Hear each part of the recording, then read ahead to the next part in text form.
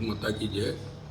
જે રીતે પહેલગામનો બદલો ભારતીય સેનાએ લીધો છે રાત્રે, એના માટે ભારતીય સેનાને સાથે સાથે સૌથી વધુ આપણા વડાપ્રધાન શ્રી નરેન્દ્રભાઈ મોદીને અભિનંદન। સાથે જ આજે જે મોક ડ્રીલનો કાર્યક્રમ સાંજે 7:30 થી 8 દરમિયાન રાખવામાં આવ્યો છે, હું ડભોઈ નગર, ડભોઈ તાલુકા અને ડભોઈ વિધાનસભાના નાગરિકોને વિનંતી કરું છું કે આપણે સૌ આમાં સહકાર આપીએ।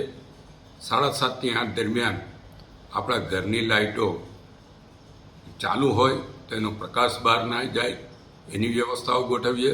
જાડા પડદા કે બ્લેક પડદા રાખીને સહેજ પણ પ્રકાશ બહાર ના જાય એની કાળજી રાખીએ। આપણે કોઈ વાહન પર હોય તો એની હેડલાઇટ બંધ કરીને સાઈડ પર ઊભા રહી જઈએ।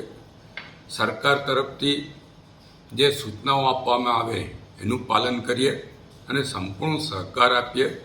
આ સહકાર આપીએ, સરકાર આપણા માટે જ વિચારી રહી છે ત્યારે આપણે સરકારને સહાય આપીએ, એમની જોડે મદદરૂપ થવું એ આપણા સૌની ફરજ છે। એ ફરજ આપણે સૌ નિભાવીએ અને આપણા દેશ પ્રત્યે પ્રતિબદ્ધ બને એ જ અભ્યર્થના ફરીવાર આપ સૌ વહીવટીતંત્રને સાથ સહકાર આપો એ આપ સૌને વિનંતી છે।